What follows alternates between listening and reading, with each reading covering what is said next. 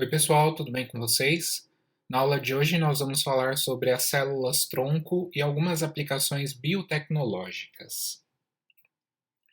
As células-tronco são células com capacidade de proliferação e autorrenovação, além de diferenciação, nas mais diversas categorias funcionais de células que fazem parte de um organismo. Elas podem ser programadas para desenvolver funções específicas, uma vez que se encontram em um estágio em que ainda não estão totalmente especializadas. Ou seja, a célula-tronco é aquela célula primordial que tem a capacidade de se transformar pelo processo de diferenciação nos mais diferentes tipos celulares e executar, desempenhar as funções que cada uma dessas células executa no organismo. Esse tipo celular ele pode ser encontrado em todos os estágios do desenvolvimento e em praticamente todos os tecidos nós temos alguns exemplares de células tronco. Por que elas existem em todos os tecidos? Porque a maior parte dos tecidos vai perdendo células, né, à medida que o organismo, a própria célula vai envelhecendo e chega até o momento onde essa célula morre, e há, nesse caso, né, uma necessidade de repor essas células que estão sendo perdidas. Por exemplo, as células da nossa pele, elas vão sofrendo um processo de queratinização, e com isso morrem e são descamadas aí com o tempo. Consequentemente, as células que estão mais basais lá na epiderme precisam fazer essa atividade, ter essa atividade de proliferação ativa, para garantir que novas células sejam produzidas e reponham aquelas que foram perdidas com o tempo. Então, esse é o papel da célula-tronco: poder se dividir e poder se diferenciar. Essas células, então, podem ser utilizadas para se diferenciar em tipos celulares apropriados, de uma maneira induzida, de uma maneira artificial, nesse caso, compensando a diminuição de um tipo celular que sofre injúria ou que morre naturalmente, né? Seria a função daquele tecido morrer naquele determinado momento. Então é necessário que outras células possam repor aquelas que estão sendo perdidas. Na sequência, nós vamos discutir alguns tipos de células-tronco que existem no corpo humano. Essa figura ela mostra exatamente o processo de autorrenovação, a proliferação, garantindo a autorrenovação, e também a especialização, a diferenciação celular. Então, quando uma célula-tronco se divide, cada célula-filha pode manter-se como célula-tronco ou prosseguir e tornar-se terminalmente diferenciada. As células terminalmente diferenciadas, em geral, se desenvolvem de células precursoras que se dividem um número limitado de vezes antes de se diferenciar. As divisões das células-tronco também podem dar origem a duas células-tronco ou duas células precursoras, desde que o conjunto de células-tronco seja mantido. Como que é esse processo explicado aqui na figura? Nós temos uma célula-tronco que tem atividade de divisão, né, de proliferação, de mitose nesse caso. Uma célula-tronco origina duas células-filhas. Vamos supor que dessas duas células-filhas que foram produzidas, uma continua sendo célula-tronco, então ela vai ter capacidade de se dividir novamente e formar outras duas células, e outra, ela começa o seu processo de especialização. Como essa célula ainda é muito semelhante à célula-tronco, né, geneticamente, é claro, e ela ainda guarda as características de célula-tronco porque ela está começando o seu processo de especialização, essas células precursoras podem continuar se dividindo também. Então, elas continuam com a atividade mitótica, não para continuar como célula-tronco, mas já uma célula em processo de especialização. Então, ela continua sua atividade mitótica se proliferando, mas essas células já apresentam algum comprometimento com alguma diferenciação celular, até que chega um momento onde essa proliferação cessa, essa célula não tem mais a capacidade de se dividir e agora ela só conclui o o seu processo de especialização, caracterizando então uma célula terminalmente diferenciada. Por exemplo, um neurônio é uma célula totalmente diferenciada que não tem mais atividade de proliferação e a sua morte nesse caso, né, ela na maioria das vezes não é reposta, uma vez que os outros tipos celulares existentes ali no sistema nervoso, né, as células tronco do sistema nervoso, elas não produzem novos neurônios, mas apenas as células que estão dando suporte a esses neurônios na maioria das vezes, tá? Bom, começando então, inicialmente nós temos as células tronco totipotentes, são aquelas células capazes de se diferenciar em todos os 200, 210, 215 tecidos, né, dependendo da classificação que se utiliza, que formam o corpo humano, incluindo placenta e anexos embrionários. Então, nós temos aí cerca de 200, 210 tecidos diferentes, e as células tronco totipotentes têm a capacidade de se transformar, de se diferenciar em qualquer um desses tecidos e, além disso, em células que formam placenta e também os anexos embrionários durante o desenvolvimento embrionário. Essas células tronco são encontradas nos embriões em estágio de mórula. A mórula é aquela massa celular proveniente das clivagens do zigoto, quando o embrião tem aí de 12 a 32 células, que ocorre mais ou menos por volta do terceiro ou quarto dia após a fertilização. Tá? Então, essas 16, 32, talvez mais ou menos células existentes ali na mórula, todas essas são consideradas células totipotentes. Depois, nós temos as células tronco pluripotentes. As células tronco pluripotentes podem se diferenciar em todos os 200, 210 tipos de tecidos humanos, mas elas não podem mais formar placenta e anexos embrionários. Por quê? Elas já assumiram um comprometimento com a especialização naquele momento. Por isso, elas não podem voltar para uma condição de totipotência e formar agora placenta ou anexo embrionário. Essas células tronco pluripotentes também são células embrionárias, como nós vamos ver as células tronco embrionárias, né, que representam exatamente esse tipo celular, e elas correspondem então à massa interna do blastocisto. Essa estrutura aqui é o blastocisto, né, o desenvolvimento da mórula, por volta lá do quinto, sexto dia, leva a conversão dessa mórula num blastocisto, onde nós vamos ter uma cavidade grande aqui, chamada de blastocele, e uma massa condensada, compactada em uma região dessa camada celular que envolve o embrião que está se desenvolvendo.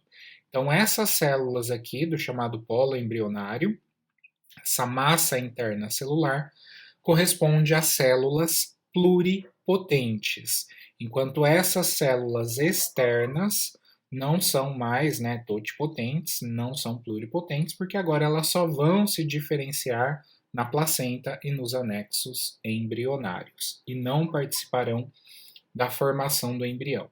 Então, qualquer uma dessas células aqui que vai dar origem ao embrião é considerada totipotente. Perdão, é considerada pluripotente.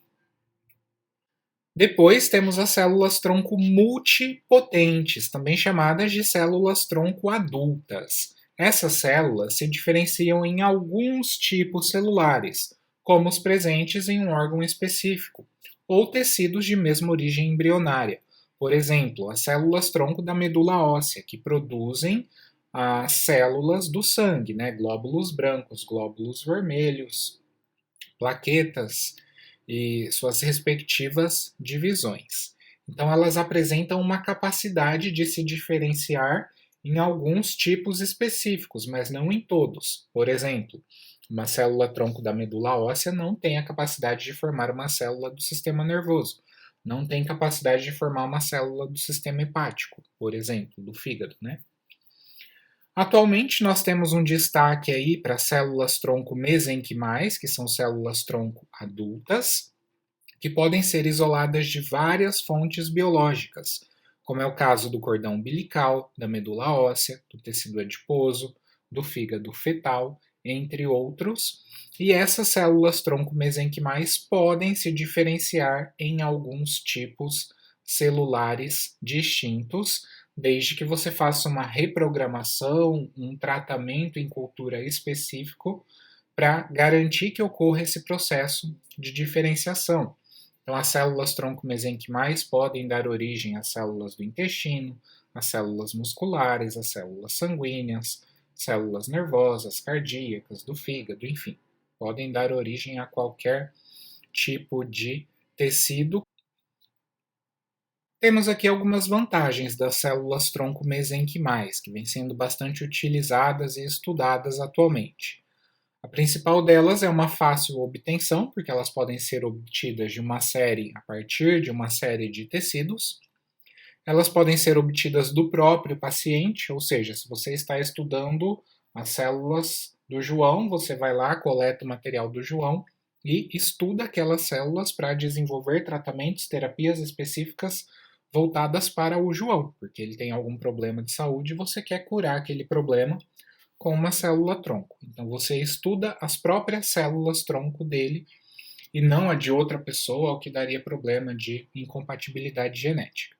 Elas também produzem um número de células adequado para transplante devido à alta capacidade de proliferação in vitro, ou seja, uma vez isoladas, você leva essas células para a cultura, estimula a proliferação e ali elas podem aumentar, se proliferar e aumentar de número de maneira significativa, para que, se você conseguiu isolar, por exemplo, 50 células, ao final de um processo de multiplicação in vitro, você tenha 1 milhão, 2 bilhões, 3 trilhões de células, enfim. Você pode aumentar a quantidade delas in vitro de maneira muito satisfatória. Elas têm a capacidade multipotente de diferenciação celular, podendo se diferenciar em diversos tecidos, mas não em todos.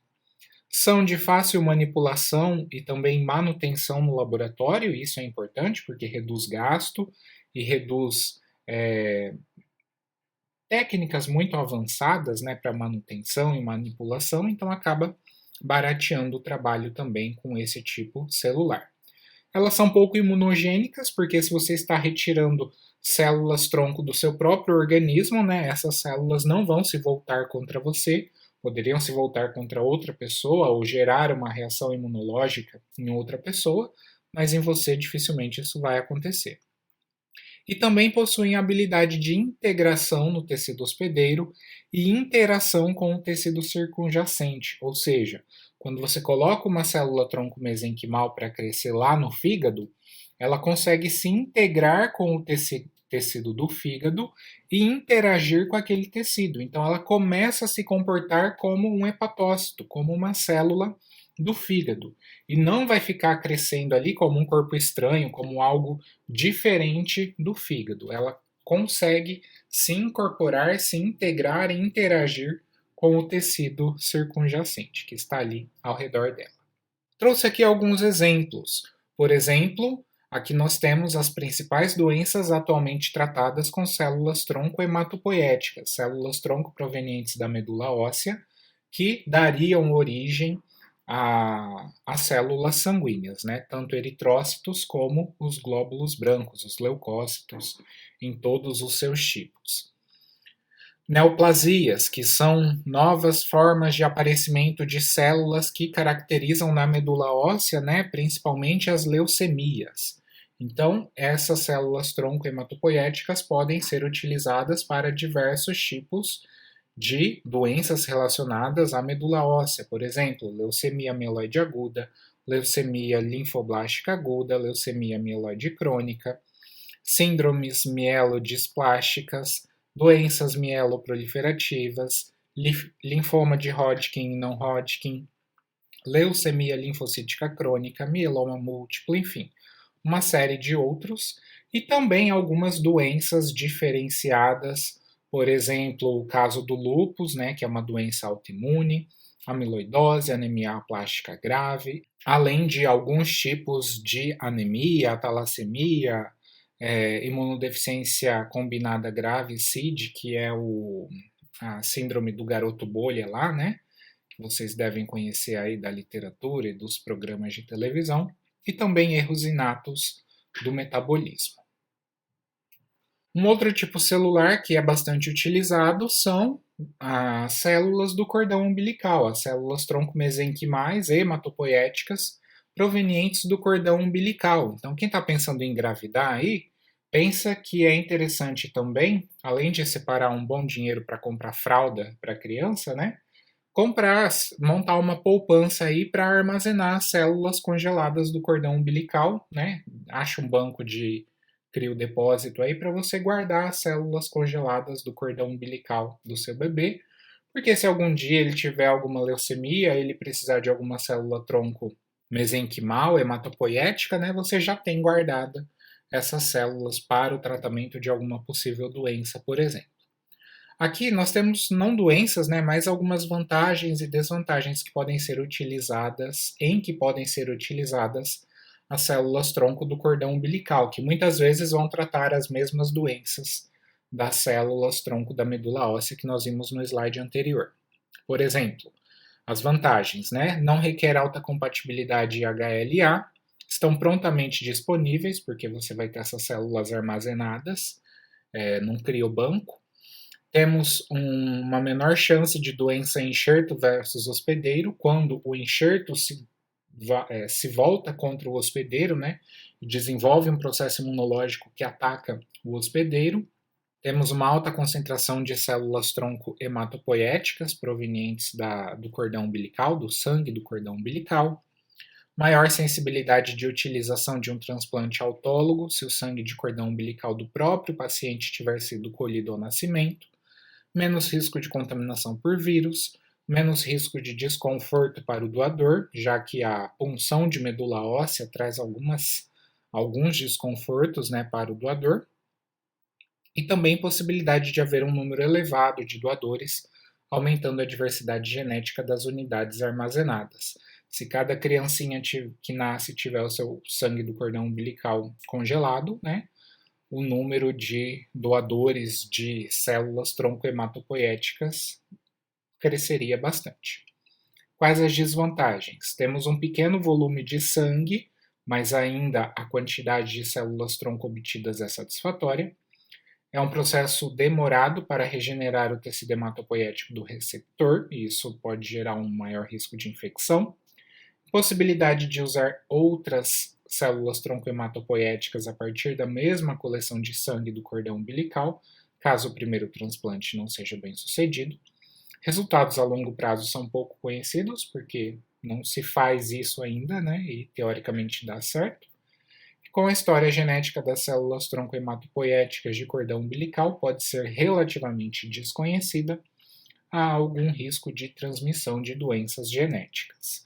Mas tudo isso, né, são questões que demandam aí de estudo e investimento na ciência para que essas perguntas possam ser respondidas. Temos aqui um exemplo da Maternidade Escola Januário Sico, da Universidade Federal do Rio Grande do Norte, que iniciou em 2019 o procedimento de isolamento de células tronco mesenquimais hematopoéticas do cordão umbilical e da placenta. Aqui na imagem nós estamos vendo a placenta e uma porção do cordão umbilical, onde nós podemos extrair alguma quantidade de sangue que contém essas células tronco mesenquimais. O serviço, nesse caso, é ofertado pelo SUS, ou seja, é gratuito por meio do Brasil Cord, que é um programa que trabalha com o cordão umbilical, em parceria com a maternidade que acolhe as mães gestantes e o Hemocentro do Ceará, que é responsável pelo armazenamento do material no Nordeste e integrante da rede de bancos públicos de cordão. Certamente existem muitos outros bancos de cordão umbilical, né, dessas células tronco, mas aqui eu trouxe o destaque para este da região Nordeste. Temos também aplicações das células tronco mesenquimais derivadas de tecido adiposo. Essas células tronco podem ser obtidas a partir de lipoaspirado. Então, se alguém está com alguma pretensão de fazer uma lipoaspiração, né, retirar as gordurinhas ali que estão sobrando, Já verifica também a possibilidade de guardar as células-tronco desse material lipoaspirado, porque, de repente, né, se precisar no futuro, você já vai ter as suas células guardadinhas lá para um possível tratamento. Essas células-tronco provenientes do material lipoaspirado podem ser utilizadas em cirurgias reconstrutivas e de preenchimento cutâneo. Se você tem uma lesão, né, que você precisa retirar um pedaço da pele, do músculo, enfim, essas células poderiam ajudar na reconstrução de maneira plástica desse tecido perdido, reconstrução e reparo das articulações nas doenças degenerativas, regeneração de tecido ósseo nas doenças degenerativas, nos tumores e nos traumas, regeneração nas doenças degenerativas, como a distrofia muscular de Duchenne, que afeta sistema nervoso e músculo e acaba paralisando a criança, né, nos primeiros, já a partir dos primeiros anos de vida. Regeneração do músculo cardíaco após infarto agudo do miocárdio e insuficiência cardíaca, neovascularização e doenças isquêmicas, onde você tem um infarto do miocárdio, por exemplo, né, por falta de circulação, de oxigênio. Então, essas células seriam importantes para o restabelecimento de uma nova vascularização naquela região. Doenças crônico-degenerativas e traumas do sistema nervoso central e periférico, diabetes mellitus do tipo 1, regeneração hepática e reconstituição hematopoética, entre tantas outras aplicações das células-tronco provenientes do tecido lipoaspirado, do produto lipoaspirado. Em oposição às células-tronco adultas, nós temos as células-tronco embrionárias, representadas por ES, né? As células-tronco embrionárias são pluripotentes e se originam a partir da massa celular interna do embrião, que está em estágio de blástula, como a gente viu anteriormente, né? Esse estágio aqui de mais de 64 células, que vai ocorrer aí por volta do quinto, sexto dia após a fecundação. Desde que fornecidas as condições de cultivo adequadas, essas células-tronco embrionárias, que são pluripotentes, continuarão se proliferando de maneira indefinida, com potencial de desenvolvimento irrestrito, exceto para os tecidos extraembrionários, né, para placenta e anexos embrionários. Todos os outros poderiam ser produzidos a partir dessas células.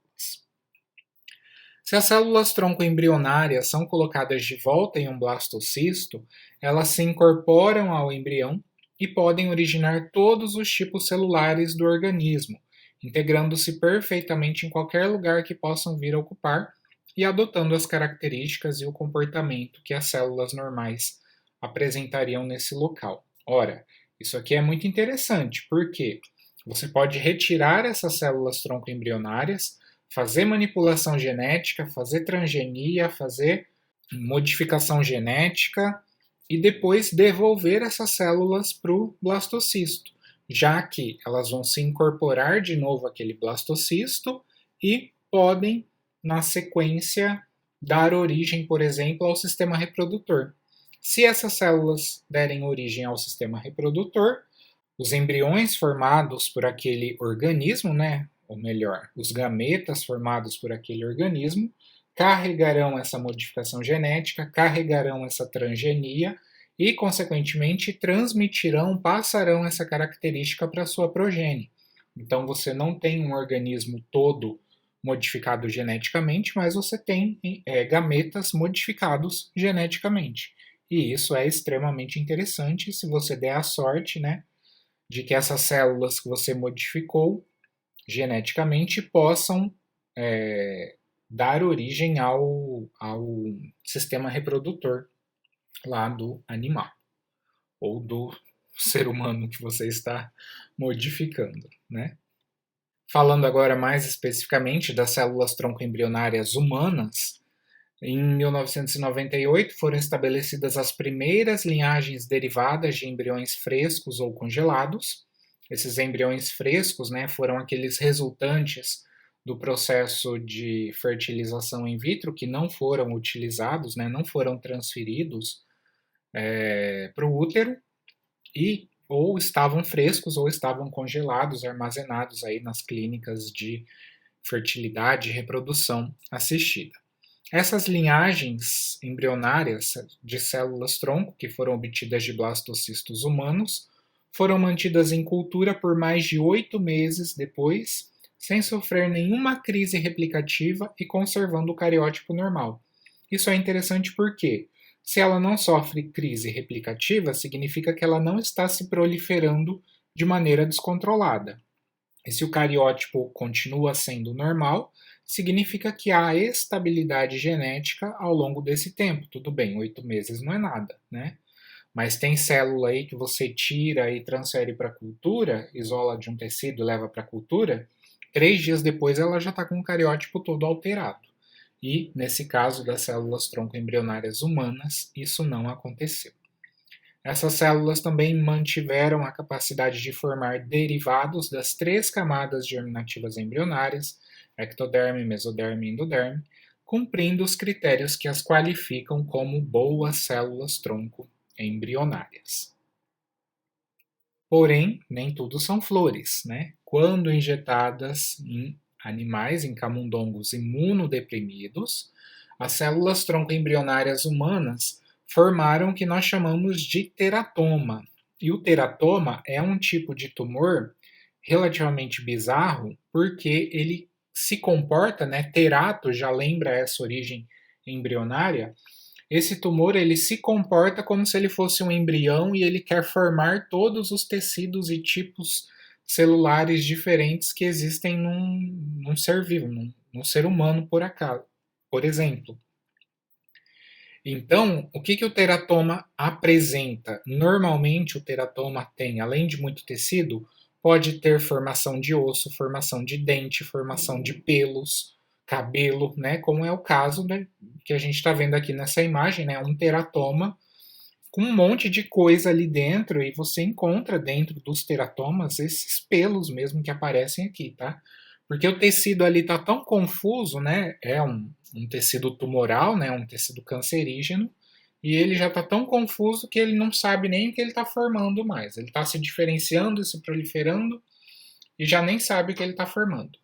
Então é uma questão problemática, né? Será que se a gente transferir essas células tronco embrionárias humanas para o indivíduo adulto, sadio, será que essas células não poderiam começar a se comportar de maneira diferenciada em determinadas condições, como é o caso aqui da imunossupressão, e, consequentemente, desenvolver tumores? É uma problemática relacionada, né, que poderia vir a acontecer. Nesse teratoma de camundongo foi encontrado, por exemplo, epitélio neural, que tem origem ectodérmica, cartilagem, ossos, músculos liso e estriado, não organizados, né, mas tipos celulares característicos que representam esses tecidos, que são de origem mesodérmica, e também epitélio intestinal, que tem origem endodérmica. Você pode encontrar a combinação de tudo isso dentro de um único tumor, de um único teratoma. Em função de todas essas possibilidades ou não que a biotecnologia abriu para utilização e a pesquisa com células-tronco, viu-se a necessidade de tentar legalizar todo esse processo. E a Lei número 11.105, de 24 de março de 2005, chamada Lei de Biossegurança no Brasil, veio trazer algumas regulamentações, algumas normativas para tentar organizar, digamos assim, e fiscalizar e regulamentar o processo de pesquisa envolvendo as células-tronco.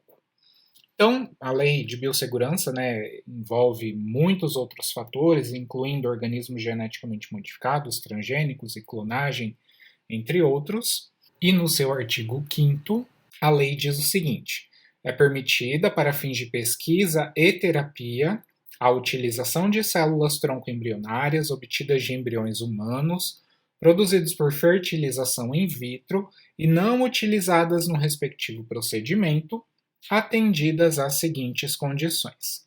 Primeiro, sejam embriões inviáveis. E segundo, sejam embriões congelados há 3 anos ou mais na data da publicação desta lei, ou depois de completarem 3 anos contados a partir da data de congelamento. Os embriões inviáveis, como é inviável, dificilmente você vai pegar um embrião que não está se desenvolvendo para querer estudar a célula-tronco. Então, na maioria das vezes, o embrião inviável vai ser descartado. O que sobra efetivamente para a pesquisa, e lembra que aqui em cima nós temos, para fins de pesquisa e terapia, mais especificamente pesquisa, né? São os embriões congelados há 3 anos ou mais. No parágrafo 10º, nós temos, em qualquer caso, é necessário o consentimento dos genitores, ou seja, os genitores precisam autorizar, dar o consentimento para que aquele embrião que já está congelado possa ser destinado à pesquisa ou terapia científica. No parágrafo 20, nós temos instituições de pesquisa e serviços de saúde que realizem pesquisa ou terapia com células-tronco embrionárias humanas deverão submeter seus projetos de apreciação à apreciação e aprovação dos respectivos comitês de ética em pesquisa. Ou seja, você só pode fazer pesquisa com células-tronco envolvendo seres humanos desde que o seu projeto, o seu protocolo seja aprovado por um comitê de ética em pesquisa específico. Como existe o comitê de ética que autoriza o uso de animais ou não em determinados tipos de pesquisa, nós temos também um comitê de ética para pesquisa envolvendo seres humanos. No parágrafo 30, nós temos que é vedada a comercialização do material biológico a que se refere este artigo e a sua prática implica em crime tipificado, no artigo 15 da Lei 9.434 de 97. Então, essa é a legislação, na verdade, é um resumo da legislação, né? Eu vou disponibilizar a Lei de Biossegurança para vocês também. E esse é um resumo no que tange aí a parte de células-tronco. A lei foi publicada no Brasil em 2005 e um ano mais tarde, por volta aí de 2006 e efetivamente a partir de 2007, nós temos a divulgação científica das células-tronco pluripotentes induzidas, as chamadas IPS. Essas células-tronco pluripotentes induzidas, como o próprio nome diz, têm a sua pluripotência induzida. Como que isso é feito? Justamente através de regulação da expressão gênica. Então, os estudos mostraram que a análise da expressão gênica poderiam levar a modificações no padrão de expressão de alguns genes que poderiam converter células adultas, não são células tronco adultas, são células adultas diferenciadas e especializadas em células tronco embrionárias, ou seja, elas retomariam para uma condição embrionária onde elas teriam a capacidade de se proliferar e também se diferenciar em células específicas, em tecidos específicos. Em 2006, verificou-se que os reguladores de transcrição, OCT4, SOX2, KLF4 e MYC, conhecidos como fatores OSKM, pela inicial de cada um deles, né, quando coexpressos, poderiam reprogramar fibroblastos de camundongo, convertendo-os permanentemente, ou seja, não é temporário, é permanente, em células tronco embrionárias. Tá? Essas células tronco embrionárias convertidas, reprogramadas, são chamadas então de IPS, células tronco pluripotentes induzidas, agora já podem ser obtidas a partir de células humanas adultas e de vários outros tipos de células diferenciadas, além de fibroblasto. Ou seja, você pode pegar um fibroblasto da pele ou outra célula da pele, pode pegar um tecido do fígado, um tecido do músculo e reprogramar geneticamente essa célula para que ela volte a se comportar como uma célula tronco embrionária.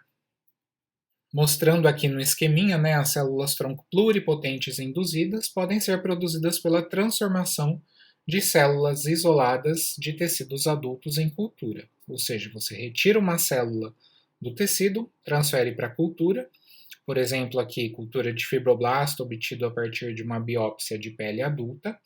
Você introduz DNA que codifica os genes reguladores da transcrição, o complexo OSKM e consegue, utilizando um vetor viral, por exemplo, né, você transfere essa informação genética e regula a modificação genética, a expressão dos genes dessa célula e faz com que o fibroblasto se diferencie ou se desdiferencie para uma condição de célula-tronco pluripotente induzida. Essa célula modificada pode dar origem agora a um adipócito, a um neurônio, a um macrófago, músculo cardíaco, entre outros tipos celulares. Esse esquema mostra como que é a reprogramação dos fibroblastos com o fator OSKM para que eles se tornem células iPS. Então, conforme indicado, as principais proteínas reguladoras dos genes OCT4, SOX2, KLF4, OSK, induzem tanto a sua própria síntese como a síntese de cada uma das outras, indicadas aqui pelo sombreamento em cinza, né? Então essa setinha que dá a volta aqui mostra que é uma retroalimentação positiva, onde a produção de KLF4, SOX2 e OCT4 estimula a produção de mais um a expressão, na verdade, dessas proteínas, desses respectivos genes. KLF4 estimula a produção de OCT4, também de SOX2. SOX2 estimula OCT4, OCT4 estimula SOX2. Então, é uma retroalimentação positiva. Nesse caso, KLF4 interfere no MYC e OCT4, SOX2 e também o próprio KLF4 interferem na proteína, no gene NANOG, que vão ter juntos um papel fundamental aqui para que os genes das células tronco embrionárias possam ser regulados para cima, ou seja, superexpressos, e genes de diferenciação sejam regulados para baixo, ou seja, eles são silenciados para que eles não se expressem e essa célula não se diferencie. A expressão do MYC leva à proliferação celular regulada para cima, já que o MYC tem um papel no controle da proliferação celular, e um afrouxamento da estrutura da cromatina, deixando ela mais acessível para que outros fatores possam ser regulados durante esse processo. Tá? Então, é um resumo de como as IPS podem ser induzidas em cultura. Aqui nós temos mais uma figura mostrando como que as células tronco embrionárias e também as células tronco pluripotentes induzidas podem ser orientadas a gerar tipos celulares adultos específicos e até mesmo órgãos inteiros. Então nós temos as células tronco embrionárias ou induzidas, pluripotentes induzidas, cultivadas em cultura. Essas células, né, elas vão crescendo e formando estruturas, né, por exemplo, aqui um corpo embrióide de 1000 células, e a partir dessa massa celular, fazendo tratamentos específicos, né, por substâncias que você adiciona no meio de cultura, você estimula então a diferenciação desse corpo embrióide em diferentes tipos celulares. Por exemplo, ácido retinóico, insulina e hormônio tireoide induz a formação de adipócitos. Se for só ácido retinóico, você tem a formação de neurônios. Se for um fator estimulador de colônia de macrófago, interleucina 3 e interleucina 1, você tem o desenvolvimento de macrófago. Dibutril, AMP cíclico e ácido retinóico vão formar músculo liso. Fatores de crescimento de fibroblasto, fator 2 de crescimento de fibroblasto, fator de crescimento epidérmico, fator de crescimento de fibroblasto 2 também, fator derivado de plaqueta, fator de crescimento derivado de plaqueta, dão origem a astrócitos e oligodendrócitos que constituem as células da glia do sistema nervoso, né, que dão suporte aos neurônios. Percebam o seguinte, a partir da produção da célula-tronco embrionária ou pluripotente induzida, você pode construir outros tipos celulares, né? E, consequentemente, poderia também transplantar esses tipos celulares para o indivíduo hospedeiro, que não teria nenhum problema de rejeição a essas células, já que elas foram produzidas de células a partir desse próprio hospedeiro, né, que está recebendo esse tratamento, essa terapia celular. Temos aqui também alguns fatores que foram observados para aumentar a eficiência da reprogramação genética em nível celular. Por exemplo, os remodeladores de cromatina aumentam a eficiência da reprogramação genética, porque elas deixam o DNA, né, mais acessível para a regulação da expressão gênica, expressão ou silenciamento de outros genes. Com relação à modificação de histonas, nós temos as acetiltransferases, que vão fazer a regulação em nível de histona, né, aumentando ou diminuindo a remodelagem e o acesso da cromatina, aumentam esse processo, assim como as metiltransferases específicas de histonas e as demetilases específicas de histonas aumentam, enquanto as desacetilases diminuem a eficiência da reprogramação, porque essas enzimas, né, acabam aumentando a compactação da cromatina. Sobre as histonas, que fazem a compactação lá no nucleossomo. A variante H3.3 aumenta, assim como a variante H2AZ aumenta, enquanto a variante da histona macro H2A diminui o processo de reprogramação, a eficiência da reprogramação. Em nível de modificação de DNA, nós temos as demetilases, as enzimas que retiram grupamentos metil do DNA, que corresponde a uma marca epigenética.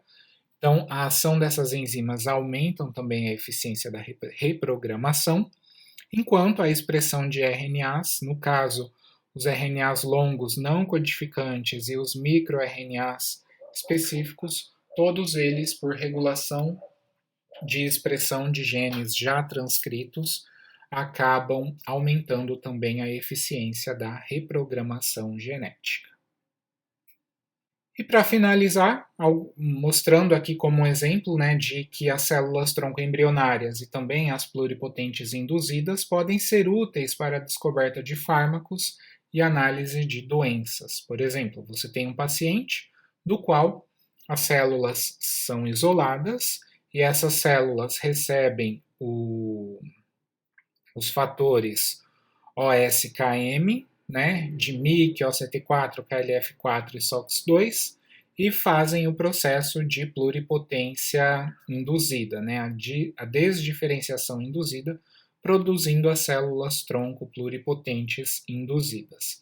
A partir dessas células tronco pluripotentes induzidas em cultura de célula, você pode desenvolver células iPS reparadas, utilizando técnicas de alvejamento genético para reparar mutações causadoras de doenças.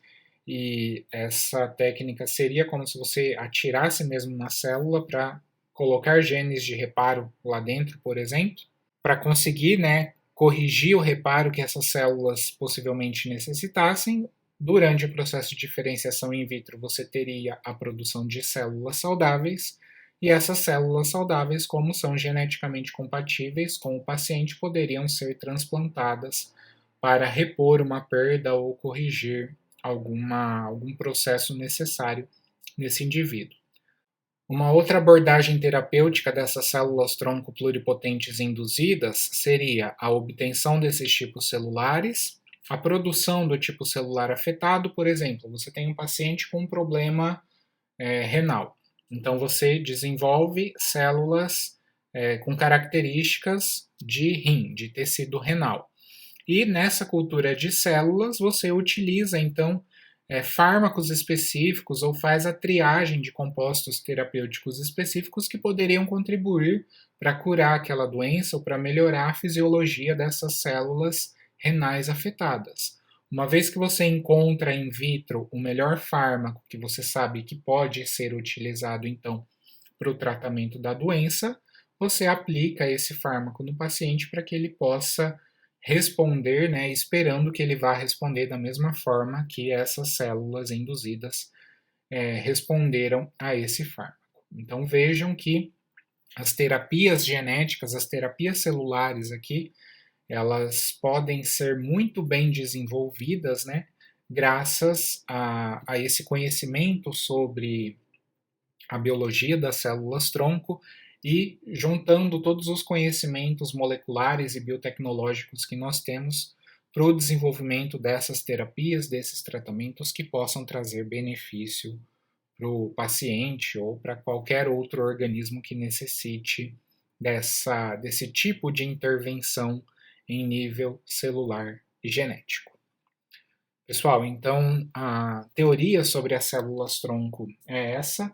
Eu acredito que vocês poderão, em alguns seminários, abordar também parte desse conteúdo, né, utilizando esses princípios, utilizando esses conceitos, e daí, durante a apresentação dos trabalhos depois, nós podemos ver novas aplicações e até mesmo possibilidades, né, de desenvolvimento de novas terapias e novos alvos que poderão ser atingidos com essa metodologia tão inovadora, né? O que há alguns anos era tão distante para a gente, né, pensar em uma célula tronco induzida, construída em laboratório, hoje já é uma realidade muito grande e com mais investimento em pesquisa, né, por mais difícil que isso seja, mais conhecimento pode surgir a partir do estudo dessas células.